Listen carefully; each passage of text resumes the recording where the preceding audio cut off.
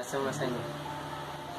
Muy buenas, instructor, cordial saludo. Este es mi video de sustentación de las diapositivas sobre estructuras de contención y el diseño de estructuras de contención. Lo primero que tenemos que saber es que es un muro o una estructura de contención.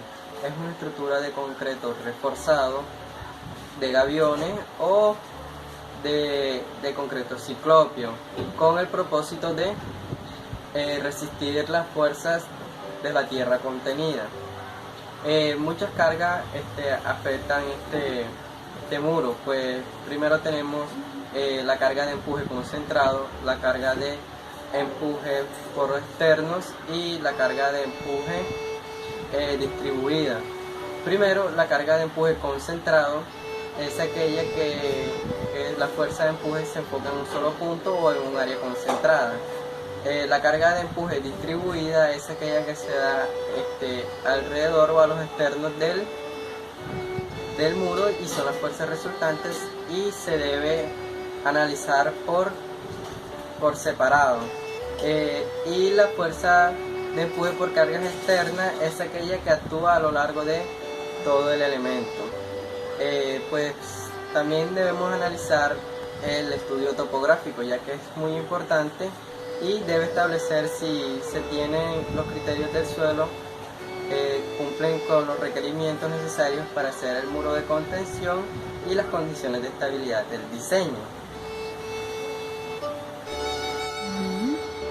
Existen tres presiones que actúan dentro del muro: presión activa, presión pasiva y presión en reposo. La presión activa es la presión lateral ejercida detrás de la estructura cuando la pared se mueve. La presión pasiva es la presión lateral ejercida cuando el muro se mueve suficientemente hacia abajo. Y la pared en reposo se supone que es cuando el movimiento del suelo detrás del muro no se mueve. Ya. Ahora que ya tenemos claro que es un muro de contención, las fuerzas que actúan y las cargas de empuje y las presiones del suelo, pues vamos a mirar los criterios de diseño para la construcción de un muro de contención. Lo primero que debemos tener en cuenta son los factores para el tipo de estructura que vamos a elegir. Primero, tiene que ser viable con la estabilidad del suelo, que el muro sea contra posibles volcamientos, contra posibles deslizamientos laterales, etc. Y que su apariencia sea estética y tenga una vida útil. Pues también debemos tener en cuenta la durabilidad y el mantenimiento, los criterios de comportamiento, tanto el estado límite como el estado último de servicio y estado límite último. Que el estado límite último sería el estado donde el muro ya está a punto de no cumplir su función, pero se le puede hacer mantenimiento. Y el estado límite último de servicio sería cuando ya el muro de contención cumplió su función y no tiene. Pues en durabilidad y mantenimiento se debe manejar un control y el muro debe ser elaborado para que tenga una durabilidad pues bastante aceptable. También tenemos que tener consideración para el diseño del muro de contención. Bueno, sigamos. Se debe tener una cierta consideración para el diseño de muros de contención, pues los componentes estructurales del muro deben ser capaces de resistir los esfuerzos generados por también el muro debe ser muy seguro y debe cumplir muchos factores para que se pueda ejercer. También se debe mantener una apariencia y una vida útil. Pues debemos también tener en cuenta el procedimiento para el diseño de estructuras de contención. Los muros deben de tener una cimentación profunda por debajo del suelo inestable. También se debe tener en cuenta los riesgos de seguridad y también el análisis de topografía. Bueno, ahora vamos a hablar de estructuras de tierra reforzadas. Son terraplenes donde el suelo es su principal componente y dentro de este pues está reforzado por un proceso de compactación. Se le colocan elementos de refuerzo para aumentar su resistencia a la tensión y a la cortante. Estos elementos de refuerzo pueden ser tiras metálicas, geotextil o malla. Las tiras metálicas pues dan una mayor rigidez y al terraplén, y los y los prefabricados los hacen más presentables y estéticos a la hora de una presentación. Pues los geotextiles son pues más económicos y son muy fáciles de construir. Dan pues la única desventaja que tienen es que el se deteriora muy fácil con los rayos UV. Las mallas dan cierta rigidez al terraplén y la capacidad en la que se construye.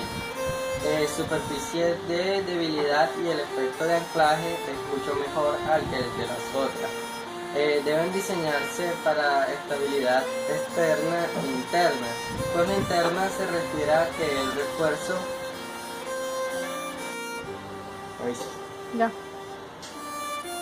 debe diseñarse para estabilidad externa e interna. Interna se refiere al refuerzo que proporcione resistencia al cortante para garantizar la estabilidad.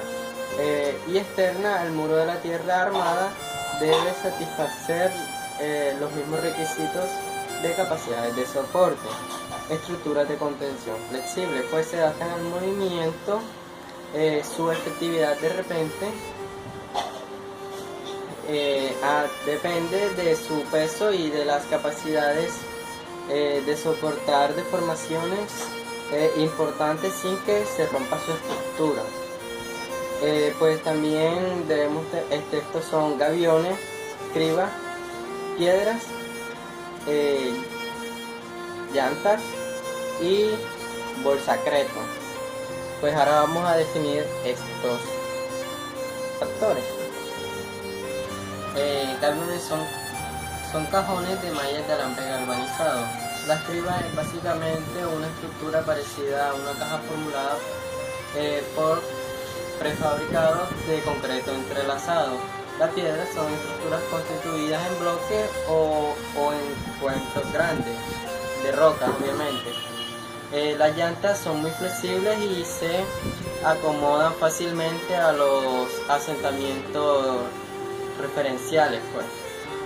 Bolsa concreto se emplea para canalizados de riachuelos, de sequía y control de erosión, de protección de los taludes también se puede utilizar.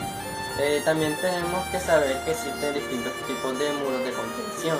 Está el concreto reforzado, está el concreto simple, concreto ciclopio y el concreto ciclopio con refuerzo estructural, y bloques de roca que se llaman postería. Pues el concreto reforzado es aquel concreto que se le añade algún elemento estructural para reforzar su PCI, pues, su nivel de soporte. El concreto simple es aquel concreto tradicional. El concreto ciclopio es aquel que lleva una composición de piedra pues mayor que a lo normal. Y pues así seguimos con los tipos de anclaje. Existe el anclaje provisional, que está destinado a ejercer su funcionamiento resistente durante un periodo no superior a 2 años, y el anclaje permanente, destinado a una durabilidad útil demasiado larga o extendida. Está el anclaje activo, que se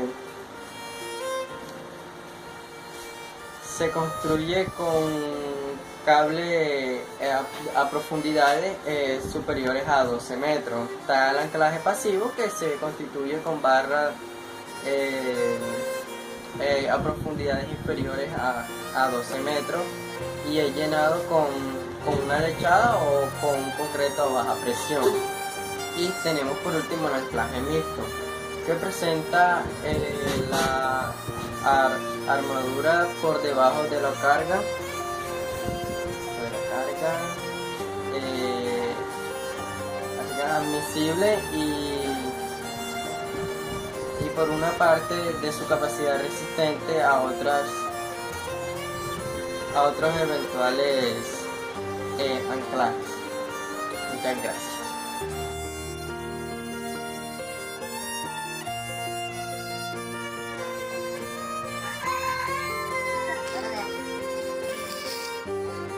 Sabía que me olvidaba de agua.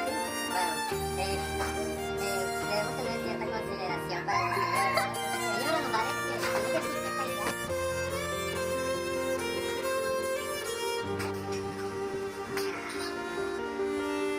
Ahí que está, mira. Pues bastante aceptable. También tenemos que tener consideración para el diseño del muro de contención, donde de seguridad y también el análisis de topografía. Estoy ocupada. Pues bastante aceptable. También tenemos que tener consideración para el diseño del muro de contención.